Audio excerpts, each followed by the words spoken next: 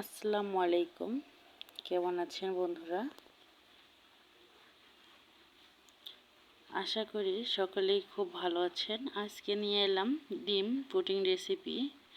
খুব সহজেই ক্যারামেল থেকে দুধ ডিম মেশানো থেকে সব কিছু কীভাবে পারফেক্টভাবে একটা ডিম পুডিং তৈরি করা যায়, আজকে আমি স্টেপ বাই স্টেপ আপনাদের মাঝে তুলে ধরব। এখানে আমি আগে ক্যারামেল করব। তার জন্য এখানে আমি চিনি নিয়ে নিচ্ছি 4 চামচ। চামচটা অনেক ছোটো, তাই 4 চামচ পরিমাণ চিনি এখানে অ্যাড করলাম।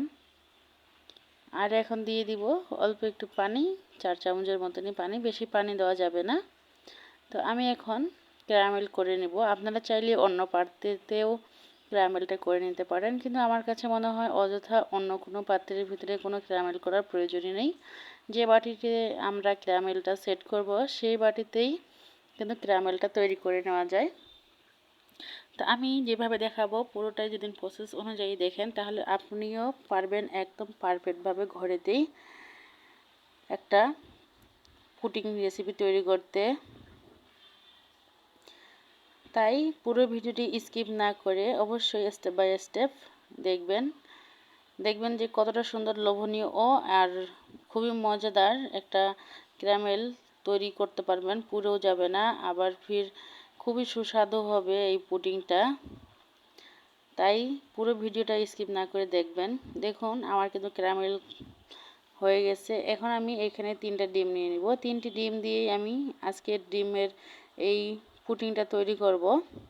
তো ডিমের যেন কোনো গন্ধ না থাকে সেইটাও আমি দেখাবো আজকে কিভাবে ডিমের গন্ধ ছাড়া একটা পুডিং রেসিপি তৈরি করা যায়। অবশ্যই পুরো ভিডিওটি দেখবেন। নতুন যারা আছেন অবশ্যই আমার চ্যানেলটি সাবস্ক্রাইব করে বেল আইকনটি বাজিয়ে দিবেন, তাহলে ভিডিও ছাড়ার সঙ্গে সঙ্গে আপনি নোটিফিকেশন পেয়ে যাবেন।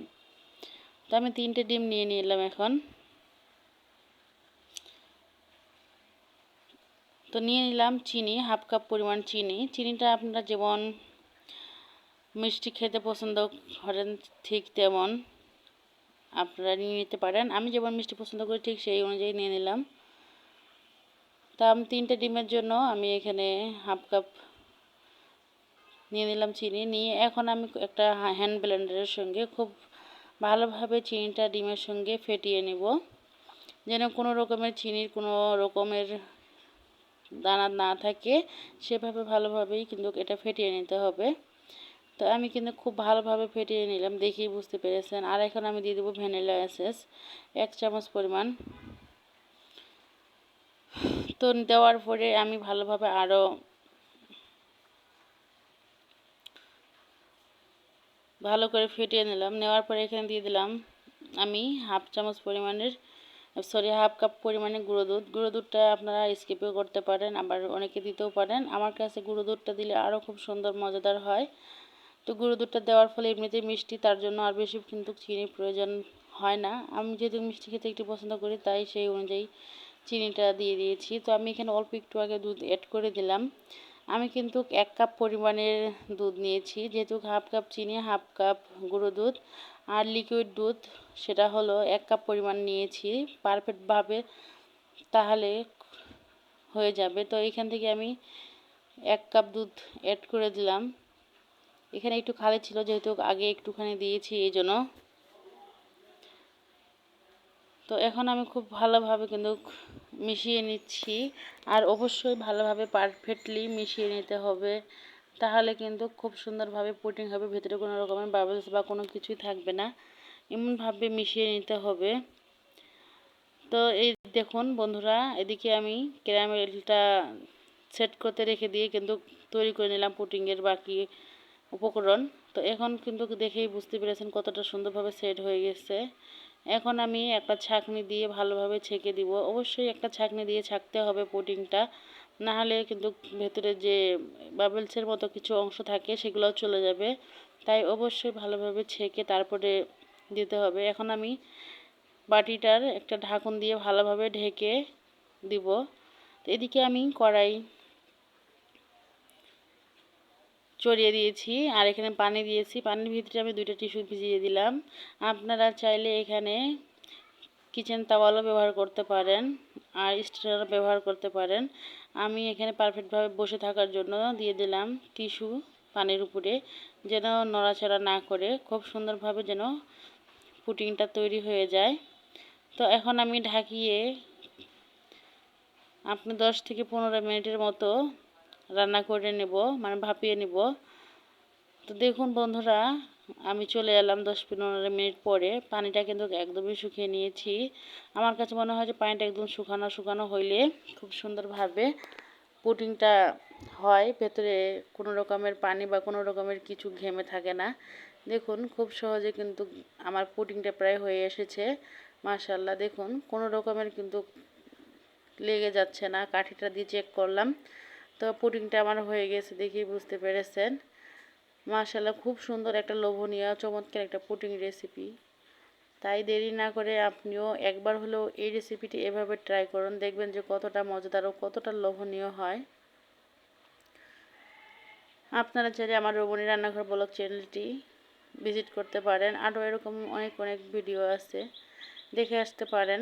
আপনারা কোথাও না কোথাও কোনো রকমভাবে যেন উপকারিত হন আমার ভিডিওর মাধ্যমে, খুবই ভালো লাগবে। তাই চাইলে অবশ্যই আমার চ্যানেলটি দেখে আসুন, আর কোথাও না কোথাও কোনো অংশ আপনাদের অবশ্যই ভালো লাগবে। দেখুন মাশাআল্লাহ কতটা লোভনীয় হয়েছে পুডিংটা, দেখতে দেখুন। দেখতে যেমন লোভনীয়, খেতেও কিন্তু ঠিক তেমন লোভনীয়, অসাধারণ, যে কি বলবো, বলার বাহিরে এতটা লোভনীয় হয়েছিল, আর কোনো রকমের কোনো গন্ধ ছাড়াই। আর বন্ধুরা, আরেকটা সিক্রেট বলে দিচ্ছি, আমি কিন্তু দুধটা এলাচ আর গোলমরিচের গুঁড়ো আর দারচিনি দিয়ে ভালো করে আমি একটু জাল করে রেখে দিয়েছিলাম। তো আপনারা চাইলে কিন্তু আপনারাও ভ্যানিলা এসেন্স যাদের নাই তারা এইটা ব্যবহার করতে পারেন। আমার ভ্যানিলা এসেন্স ছিল, তবুও আমার কাছে মনে হলো এই ফ্লেভারটা দিলে একটু ভালো লাগবে, তাই আমি দিয়েছি। আপনারা চাইলে স্কিপ করতে পারেন, আর যাদের নেই তারা অবশ্যই এটা করতে পারেন। আর সঙ্গে একটু কুচি দিয়ে দিবেন। সেই কুচিটা হলো লেবুর খোসাটা যে ওটা কুচি দিয়ে দিবেন, তাহলে ডিমের গন্ধটা একদমই থাকবে না। তো এই ছোট টিপসটা অবশ্যই যদি ফলো করেন, দেখবেন যে আপনিও খুব সুন্দরভাবে গন্ধমুক্ত একটা পুডিং তৈরি করতে পারবেন ভ্যানিলা এসেন্স ছাড়াই। তো যেহেতু আমি ভ্যানিলা এসেন্স দিয়ে করেছি, তাই আমি লেবুর খোসা বা কোনো কিছু অ্যাড করলাম না, শুধু আপনাদের উপকারিতা আসার জন্য বলে দিলাম। দেখুন মাশাআল্লাহ কতটা লোভনীয় হয়েছে, দেখেই মনে করেন যে জিভে পানি চলে আসছে। আপনাদেরও তাই, তাই না বন্ধুরা? তাই দেরি না করে আজই এই রেসিপিটা তৈরি করুন। দেখুন আমি কেটে কিন্তু উঠাচ্ছি খুব সুন্দরভাবে, দেখেই বুঝতে পেরেছেন কতটা সফট মোলায়েমভাবে এই রেসিপিটা তৈরি হয়ে গেছে ডিম পুডিংয়ের। দেখুন আমিও খেয়ে দেখেছি, মানে এতটা লোভনীয়, লোভ সামলানো দায়, এতটা মজাদার হয়েছিল। তাই বাচ্চাদের জন্মদিন, ঈদ বা যে কোনো অনুষ্ঠানে বা এমনি সময় বিকালে বা বাচ্চাদের টিফিনে এই ডিম পুডিং রেসিপিটা কিন্তু পারফেক্ট। তাই দেরি না করে অবশ্যই আজকে ট্রাই করবেন। তো আজকের মতো এইখানেই বন্ধুরা বিদায় নিচ্ছি। সবাই ভালো থাকবেন, সুস্থ থাকবেন। আল্লাহ হাফেজ। আর এরকম নতুন নতুন রেসিপি পেতে আমার রবণী রান্নাঘর ব্লগ চ্যানেলটি সাবস্ক্রাইব করে পাশে থাকবেন। আর ভিডিওটি কেমন হয়েছে কমেন্টে কিন্তু জানাতে একদমই ভুলবেন না। তা থ্যাংকস ফর ওয়াচিং। আল্লাহ হাফেজ।